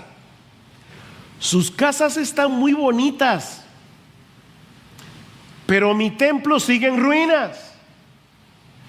Mis hermanos, el mensaje de Ageo no es nada complicado. Ustedes están más preocupados por sus casas que por la mía. Es más que evidente, les dice Dios, que mi templo no es una prioridad para ustedes. Sus prioridades están trastocadas. Es un mensaje bastante claro, ¿verdad? Lo que puede que no sea tan obvio para algunos es la importancia que tenía el templo para el pueblo de Israel en el antiguo pacto. Mis hermanos, no se confundan pensando que lo que le preocupaba a Dios es que no le construyeran un edificio, un monumento. Lo que está detrás de esta amonestación de Ageo es algo mucho más profundo. Tanto el tabernáculo durante el Éxodo y por muchos años en la historia de Israel, como luego el templo en el tiempo de Salomón, eran los lugares donde Dios manifestaba su gloria, donde Dios manifestaba su presencia especial en medio de su pueblo. En ambos lugares, Dios recreaba en cierto modo lo que Adán y Eva perdieron en el paraíso por causa del pecado. Esa relación de deleitosa comunión con el Dios vivo y verdadero. De hecho, algunos se preguntan por qué se dan tantos detalles de la construcción del tabernáculo o de la construcción del templo. Si ustedes leen con cuidado estos pasajes, van a encontrar bueyes, un mar de bronce, palmeras esculpidas, granadas. Y uno se pregunta, ¿y todo eso para qué servía? Para recordarle al pueblo de Israel el huerto que ellos habían perdido, el paraíso perdido, para recordarles el jardín del Edén. Mis hermanos, me encanta cómo Dios describe en el libro de Éxodo, al principio, ¿Qué fue lo que sucedió cuando Él los rescató de la esclavitud en Egipto? Oigan lo que dice en Éxodo 19:4. Vosotros habéis visto lo que he hecho a los egipcios y cómo os he tomado sobre alas de águila y os he traído a mí. Os he traído a mí. ¿Ustedes escucharon eso? Con el mismo cuidado con el que las águilas enseñaban a volar a sus polluelos, Dios había tomado a su pueblo con ese mismo tierno cuidado para traerlos hacia Él, no para traerlos a una tierra en Medio Oriente. Y claro que Canaán está incluida en la promesa, pero ese no es el punto. Yo los tomé como con alas de águila para traerlos hacia mí. Mis hermanos, a final de cuentas, la gran bendición que Dios le dio a Israel en los días de Moisés no fue librarlos de la esclavitud en Egipto. La gran bendición fue la bendita posibilidad de volver a tener comunión con Él, de tener comunión con Él. Mis hermanos, es de eso que se trata la redención. Dios nos liberta de la esclavitud del pecado para que seamos suyos, para que podamos estar con Él en una deleitosa relación de amor y adoración. Y lo mismo vemos en la construcción del templo de Salomón. Cuando Salomón ora al Señor y dedica el templo, dice en Primera de Reyes 9:3, yo he oído tu oración, le dice Dios, y tu ruego que has hecho en mi presencia. Yo he santificado esta casa que tú has edificado para poner mi nombre en ella para siempre, y en ella estarán mis ojos y mi corazón todos los días. Wow. Dios le está diciendo, ese templo de piedra yo lo convertí en un santuario para mí. Mi nombre estará allí, mi corazón estará allí, mis ojos estarán allí. Cuando ustedes oren aquí, yo los voy a escuchar como si ustedes estuvieran orando en el mismo cielo. Es por eso, mis hermanos, que la destrucción del templo durante la invasión babilónica fue un verdadero desastre para la nación de Israel.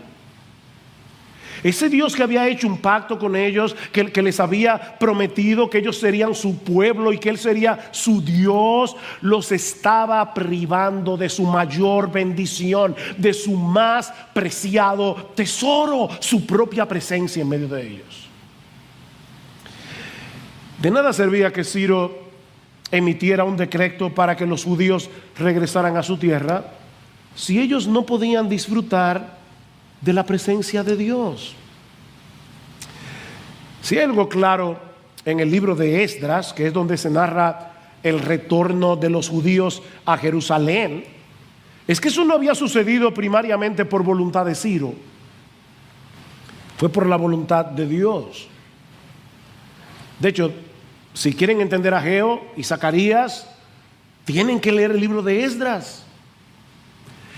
Y escuchen ahora cómo comienza el libro de Esdras. En el primer año de Ciro, rey de Persia, para que se cumpliera la palabra del Señor por boca de Jeremías, el Señor movió el espíritu de Ciro, rey de Persia, y éste hizo proclamar por todo su reino y también por escrito, diciendo: así dice Ciro, rey de Persia, el Señor, el Dios de los cielos, me ha dado todos los reinos de la tierra, y Él me ha designado para que le edifique una casa en Jerusalén que está en Judá.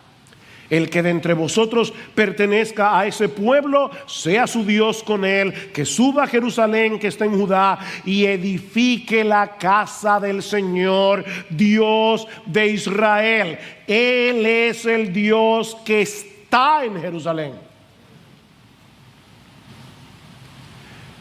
Mis hermanos, no era para complacer a Ciro que ellos debían reconstruir el templo. Ellos debían hacerlo porque esa era la voluntad expresa de Dios. Y era la voluntad expresa de Dios porque Él quería que volvieran a disfrutarlo a Él, su presencia. Por eso era tan grave esa apatía de Israel en los días de Ageo. Ellos están manteniendo en poco la gloria de Dios. Ellos están manteniendo en poco la presencia de Dios en medio de ellos. Mis hermanos, es impresionante pensar que el Dios del universo quiera tener relación con nosotros.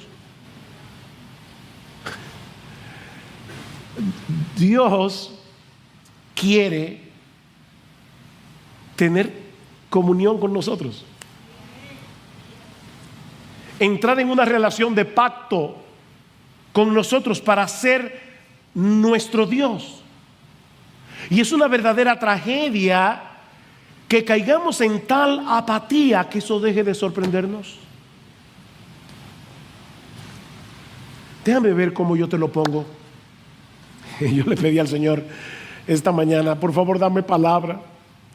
Hermanos, el Rey de los reyes, el Señor de los señores, el Creador de las galaxias, el que gobierna todas las cosas con la palabra de su poder, el Dios de toda gloria, el Dios inmenso, el Dios todopoderoso, perfecto en justicia, perfecto en santidad, el Dios omnipresente, el Dios omnipotente, el Dios omnisciente, hizo un pacto con nosotros para ser nuestro Dios y para que nosotros seamos su pueblo.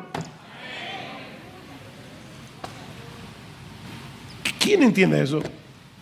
De hecho, es interesante notar que el nombre de Yahvé o Jehová, o como lo traduce la Biblia de las Américas, Señor, ustedes se van a dar cuenta que es Yahvé porque en la Biblia de las Américas tiene todas las letras en mayúscula. Ese nombre aparece 32 veces en los 38 versículos de Ageo. El Dios del pacto, Yahvé. 32 veces en 38 versículos Dios se refiere a sí mismo como Yahvé, Jehová. Yo soy el Dios del pacto. Mis hermanos, el énfasis es evidente. El Dios del pacto ha dejado de ser vuestra prioridad. Es lo que Ageo les está diciendo. Y cuando eso sucede, hacemos un terrible intercambio. Sustituimos al Creador por las criaturas. Me llamó poderosamente la atención esta semana. Estaba leyendo otra cosa y me topé con esta descripción de cuál es el proceso que ocurre dentro de nosotros cuando somos tentados. Escuchen esto. Con irresistible poder, dice este autor, el deseo se apodera de la carne.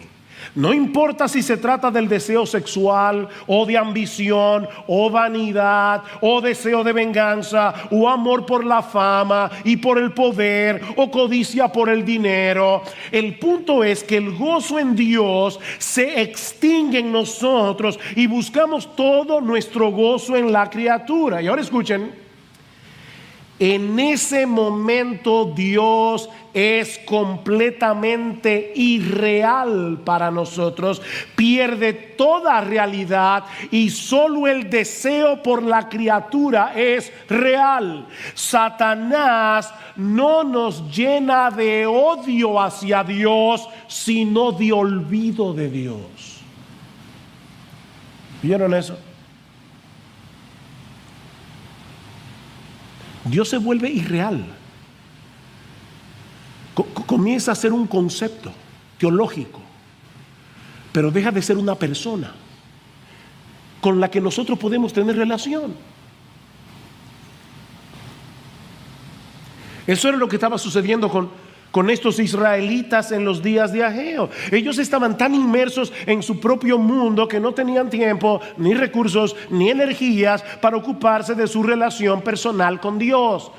Cada vez que piensen en el templo, no olviden de qué se trata el templo. No tenemos tiempo para estar con Dios. No tenemos tiempo para buscar su gloria. No tenemos tiempo para la expansión de su reino. Y por supuesto, ellos tenían una buena excusa.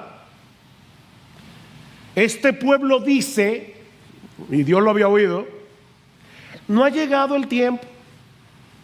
Y obviamente es el tiempo oportuno, el tiempo adecuado. Tenían una buena excusa. No es el momento más oportuno. Es impresionante, ¿verdad, hermanos? Cómo el pecado que mora en nosotros nos mueve a convencernos de que nosotros tenemos una buena razón para no obedecer a Dios. El pecado nos engaña, nos seduce. El pecado es una especie de locura, al final de cuentas. No es el momento oportuno para yo levantarme temprano a buscar al Señor en su palabra por medio de la oración. No es el momento oportuno para venir a congregarme con el pueblo de Dios en el día del Señor. No se dejen de congregar como algunos tienen por costumbre. No, es que este no es el momento. No es el momento oportuno para poner mis dones en operación en medio de su iglesia para beneficio de otros creyentes. No es el momento oportuno para ser generoso en mis ofrendas para que la obra de Dios se siga expandiendo. Nunca es el momento oportuno. Pero Dios, que nos conoce infinitamente mejor que lo que nosotros nos conocemos a nosotros mismos y que nos ama tiernamente, nos llama a recapacitar. Reflexiona, mi hijo. Miren, déjenme decirle algo de antemano. Dios no necesita nuestros dones, Dios no necesita nuestro dinero, Dios no necesita nuestro tiempo, Dios no necesita nada de nosotros. Cuando Él nos llama a venir a Él, cuando Él nos llama a servirle, cuando Él nos llama a congregarnos, es para tu bien y el mío, no para Él. Él no nos necesita, no te necesita, ni a mí tampoco. Pero Él nos ama. Y Él dice, Dios mío, yo no quiero que tú hagas ese terrible intercambio de dejarme a mí, que soy el más glorioso de todos los seres, para adorar mis criaturas. Porque al final de cuentas ese trastueque de prioridad no es más que idolatría. Y la idolatría es destructiva.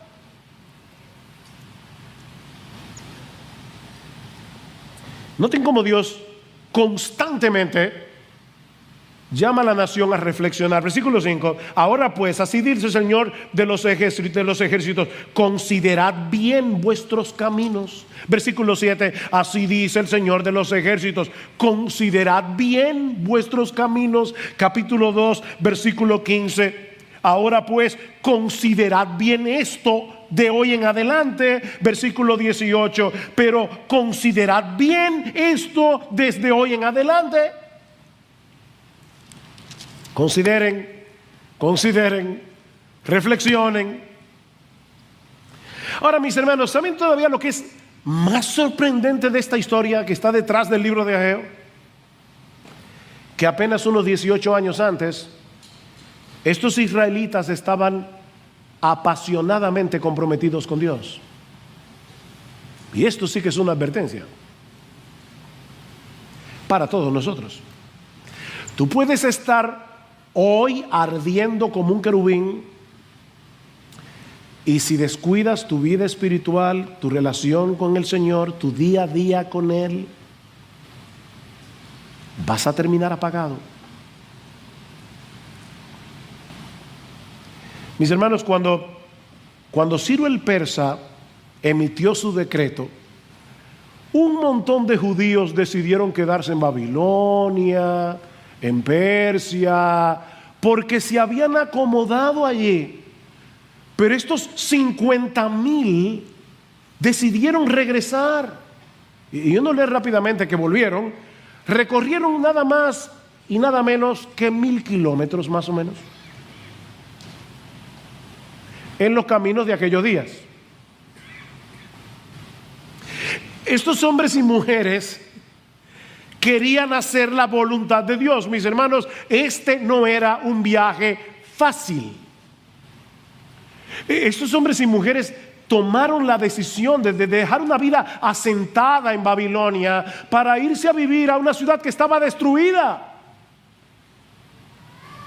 Ellos estaban bien, algunos estaban bien en Babilonia, pero estos hermanos, estos judíos, decidieron salir a pesar de todos los inconvenientes, todos los peligros de un viaje así.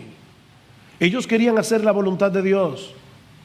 Dice en el libro de Esdras que lo primero que hicieron al llegar a Jerusalén fue tomar una ofrenda voluntaria para la reconstrucción del templo.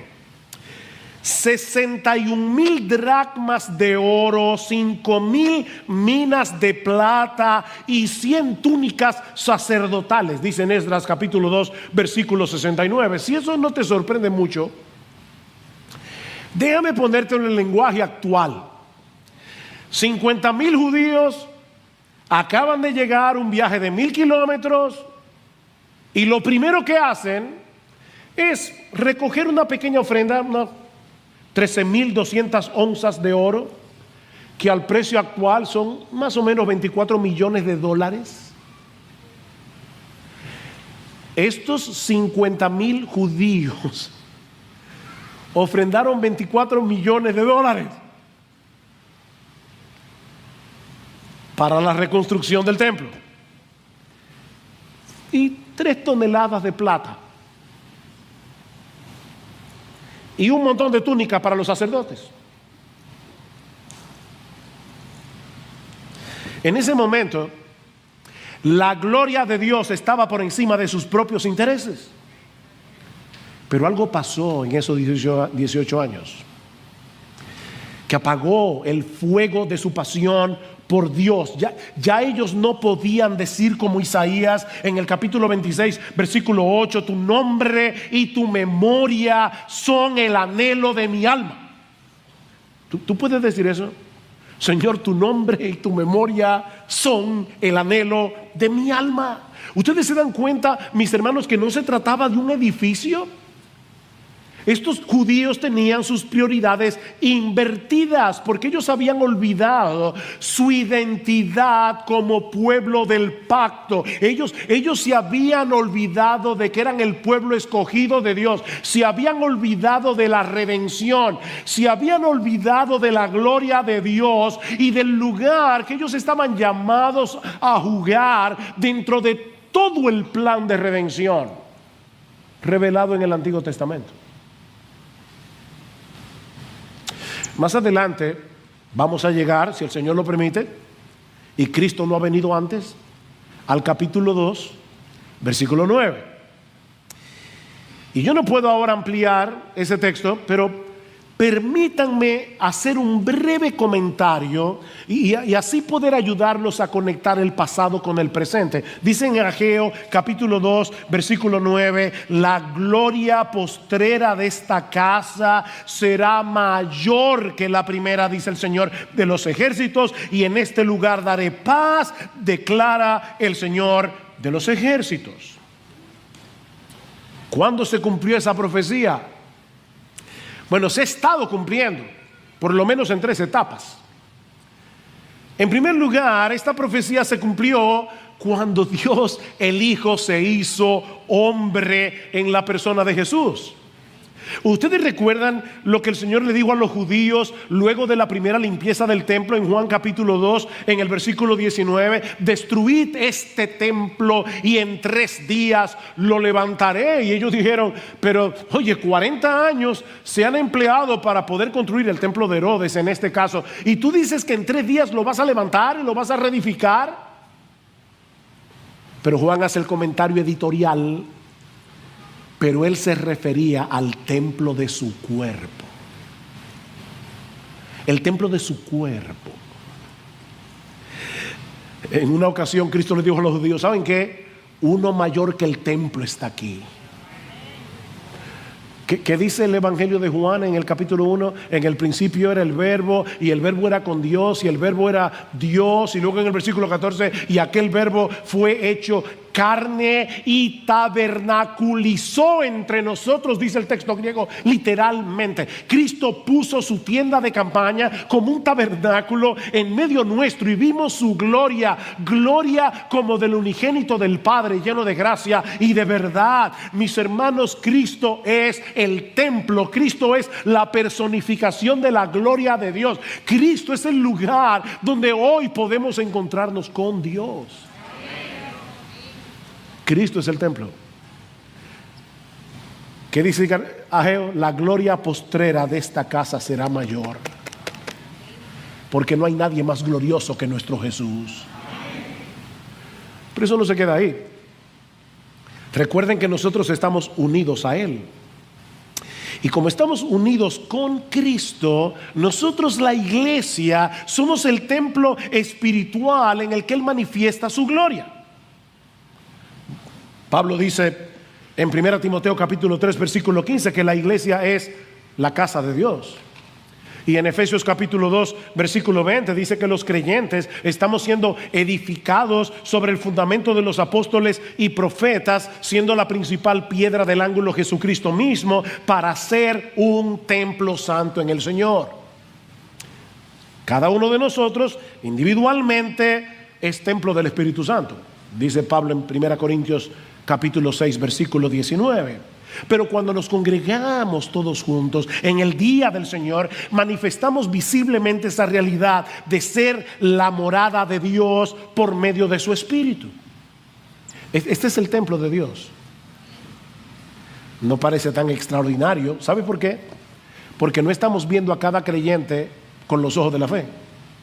Que cada creyente es un mini templo del Espíritu Santo, donde mora el Espíritu de Dios, y una piedra viva de este templo. Es por eso que cuando Pablo concluye el capítulo 3 de la carta a los Efesios, termina con esta doxología: y aquel que es poderoso para hacer todas las cosas mucho más abundantemente de lo que pedimos o entendemos, según el poder que actúa en nosotros, a Él sea gloria en la iglesia, en Cristo Jesús, por todas las edades, por los siglos de los siglos. Amén. Aquí está la gloria de Dios, porque aquí están los redimidos del Cordero, comprados con la sangre de Cristo. Pero esta profecía de Ageo tendrá su cumplimiento final en los cielos nuevos y la nueva tierra, cuando el mundo entero será un gran santuario en el que la iglesia ya glorificada disfrutará de una deleitosa y perfecta comunión con Dios por los siglos de los siglos, como dice en Apocalipsis capítulos 21 y 22. Es por eso que la nueva Jerusalén tiene forma de cubo. Y algunos imaginan ya, porque leen Apocalipsis con una literalidad que no les permite ver lo que Juan está diciendo. ¿Vamos a vivir en una ciudad en forma cúbica? Por supuesto que no, mis hermanos. ¿Qué tenía forma de cubo en el Antiguo Testamento? El lugar santísimo. Nosotros habitaremos en el lugar santísimo, en la misma presencia de Dios por los siglos de los siglos. Es por eso que no habrá templo en la Nueva Jerusalén, porque ya no lo necesitaremos más.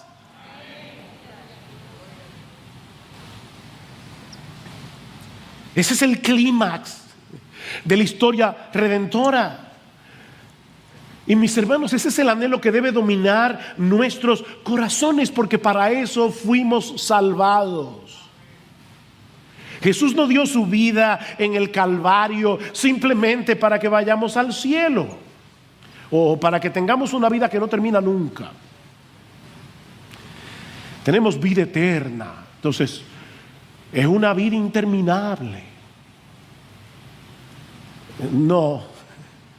Digo, sí lo es, pero ese no es el punto. Y esta es la vida eterna. ¿El qué?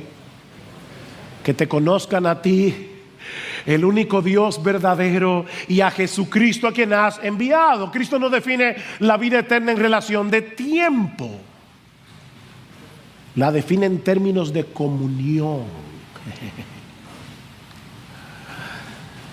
Él derramó su sangre en la cruz para que podamos conocer al Dios vivo y verdadero, para volver a disfrutar de una deleitosa comunión con Él. Eso es estar verdaderamente vivos. Más adelante nosotros veremos lo que implica tener a Dios como prioridad ocupándonos de su casa.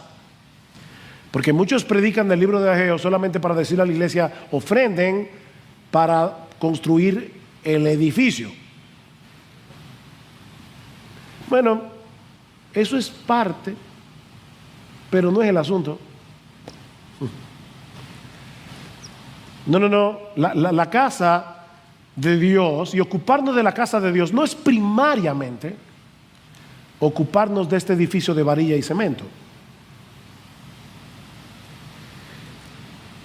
Es ocuparnos de las piedras vivas que conforman ese templo, que se llama la iglesia. Pero eso lo veremos en otro mensaje. Mi llamado en el día de hoy es el mismo que hizo Ageo hace cientos de años. Consideren, recapaciten. Mi hermano, mi hermana, ¿qué tan real, qué tan valioso, qué tan precioso, qué tan adorable, qué tan glorioso sigue siendo Dios para ti hoy?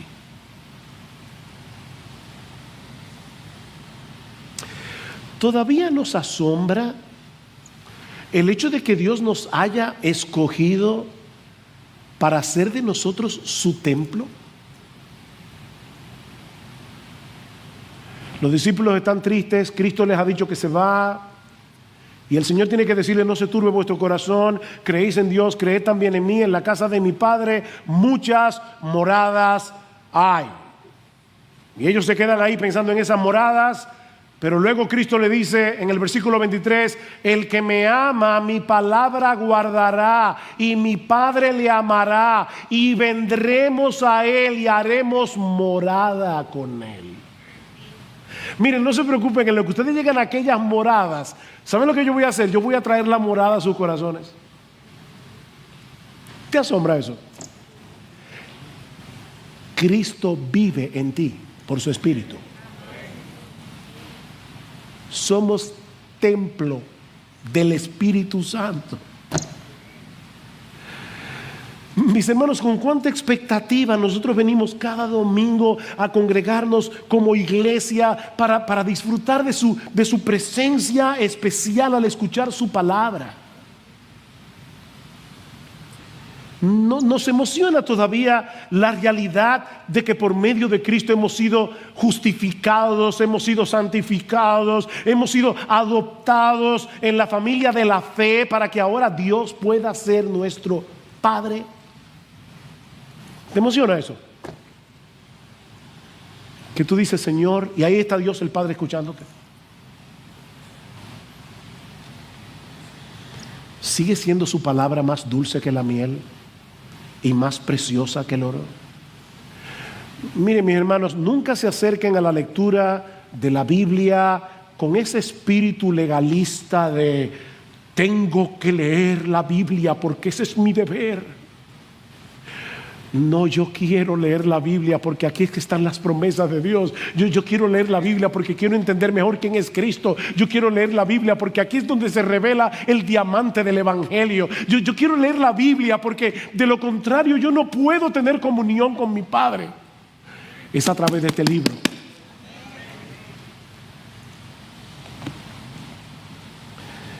Mi hermano, si al oír estas cosas te das cuenta que estás atravesando por un tiempo de sequía espiritual, que has estado viviendo en automático,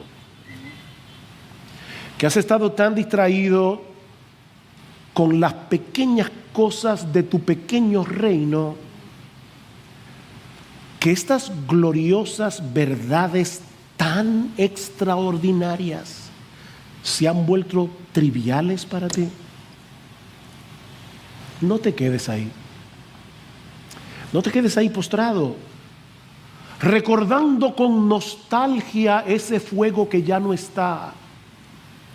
Wow, yo me acuerdo cuando yo era recién convertido. No te quedes en ese mundo de nostalgia. Cristo ha prometido a los suyos que Él no quebrará la caña cascada. Y Él no va a apagar el pábilo que humea. Aunque sea una llamita, Él vino a darnos vida y vida en abundancia. Mi hermano, mi hermana, pídele ahora en oración al Señor que vuelva a encender la llama de la pasión por Él. Pídeselo, aprópiate de las palabras con las que Pablo ora por la iglesia en Éfeso. Que el Dios de nuestro Señor Jesucristo, el Padre de gloria, os dé espíritu de sabiduría y de revelación en el conocimiento de Él, alumbrando los ojos de vuestro entendimiento, para que sepáis cuál es la esperanza a la que Él os ha llamado y cuáles las riquezas de la gloria de su herencia en los santos. Y parece que Pablo no encuentra las palabras apropiadas. Y cuál la supereminente grandeza de su poder para con nosotros los que creemos, según la operación del poder de su fuerza, la cual operó en Cristo, resucitándole de los muertos y sentándole a su diestra en los lugares celestiales. ¿Saben lo que Pablo está diciendo aquí? Órale a Dios que te abra los ojos para que tú entiendas de una vez por todas que el mismo poder que obró en Cristo para resucitarlo de los muertos es el mismo poder que obró en ti para darte vida, para regenerarte, para que tú pudieras creer.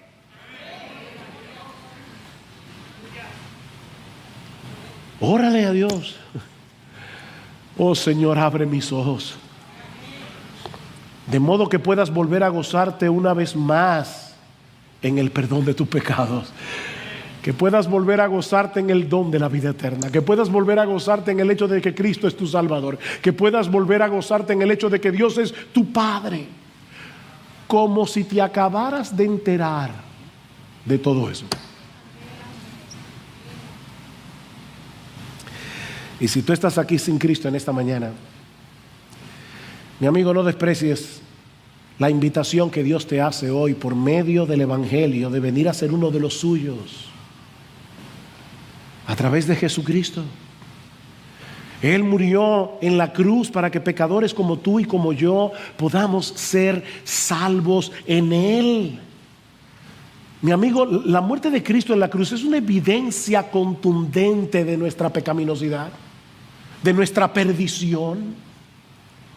Él tuvo que venir a salvarnos porque estábamos perdidos y porque solo Él, el Dios encarnado, podía pagar nuestra deuda con la justicia infinita de Dios. Arrepiéntete de tus pecados. Arrepiéntete de tus pecados.